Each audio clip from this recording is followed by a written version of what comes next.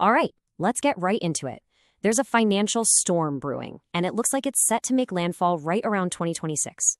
We're going to break down exactly why this isn't just another scary headline, but a very real threat to millions of American families. It all starts with this one massive number, $1.23 trillion. Yeah, that's the jaw-dropping amount of credit card debt Americans are carrying right this second. It's an all-time high, and it's basically the fuel for this avalanche we're talking about. And this quote right here, it just perfectly captures the heart of the problem. For so many people, credit cards aren't about earning points or getting cool perks anymore. Nope, it's about buying groceries. It's about putting gas in the car. It's about making rent. They've become a lifeline, but a lifeline with a dangerously high price tag. Now, let's zoom out for a second and look at the bigger picture of our total household debt. You can see mortgages are, of course, the biggest piece of the pie, but look at that red slice for credit cards. That slice represents the most expensive, most volatile debt we have. It's like the dry tinder just waiting for a spark. And here's that spark. This chart shows us who's already in trouble. I mean, look at those delinquency rates. Mortgages are pretty low, which is good, but credit cards are way up there, and student loans, that 14% is catastrophic. And here's the kicker. The very same people struggling with student debt are often the ones relying on credit cards just to get by. It's a huge warning sign. So that brings us to the big question, right? Why 2026? What makes that year the one we really need to worry about? Well, it turns out there's this unique mix of factors creating a perfect storm, and it's really not like anything we've seen before. First off, our financial safety net has pretty much disappeared. Remember those pandemic savings that gave everyone a little bit of a cushion? Well, they're gone. We're now saving less than a nickel for every dollar we earn, which is way, way below the historical average. This means something like a flat tire or a surprise medical bill isn't just an inconvenience anymore. It's a debt emergency just waiting to happen. Second, we're all caught in this nasty interest rate trap. And here's the crazy part. Even if the Federal Reserve starts cutting its rates, your credit card company probably isn't going to pass those savings on to you. It's this thing called downward stickiness. Just think of it like this. Interest rates are a rocket on the way up, but a feather on the way down. They go up super fast, but come down painfully slow, if they come down at all. This means your debt is just going to keep growing, no matter what the rest of the economy is doing. And then there's the third factor. And this one is a silent killer for your credit score. As banks get more and more nervous, they're quietly slashing people's credit limits. So why does this matter so much? It's all about your credit utilization ratio. Basically, how much of your available credit you're using. Let's say you have a $5,000 balance on a $10,000 limit card. You're at 50% utilization. But if the bank suddenly cuts your limit to $6,000, you're now at over 80% utilization.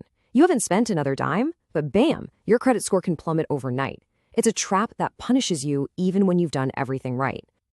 And just how widespread is this silent squeeze? Well, get this.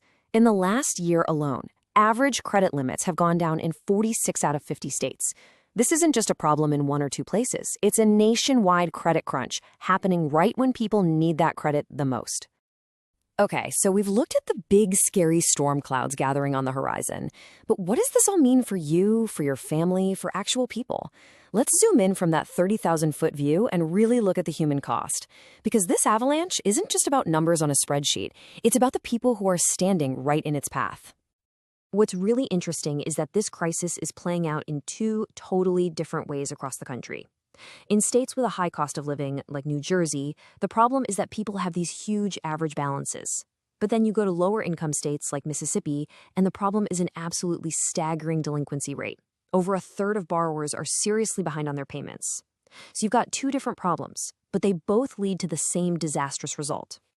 And the generation that's really facing the toughest fight here is Gen Z. They are just getting slammed with a double whammy. Student loan payments are back, and their credit card debt is piling up.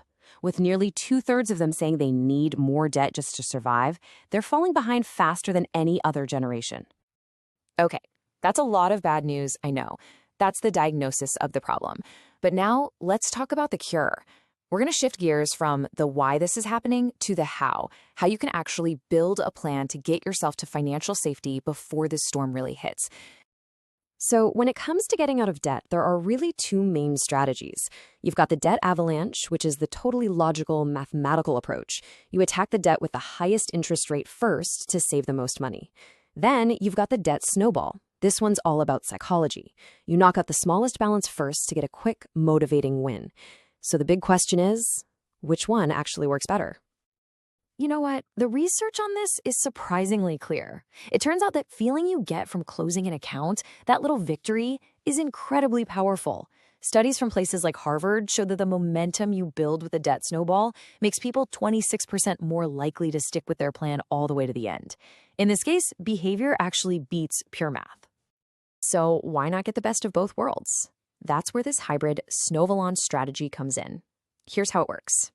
You start with the snowball method to quickly get rid of all those small, annoying debts, anything under $1,000. Then, once you've built up that momentum and confidence, you switch over to the avalanche method to attack your big, high-interest debts. So let's put it all together into a simple 5-step action plan.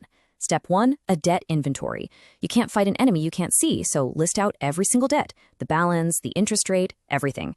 Step 2, and this one might feel a little weird, but it is absolutely crucial.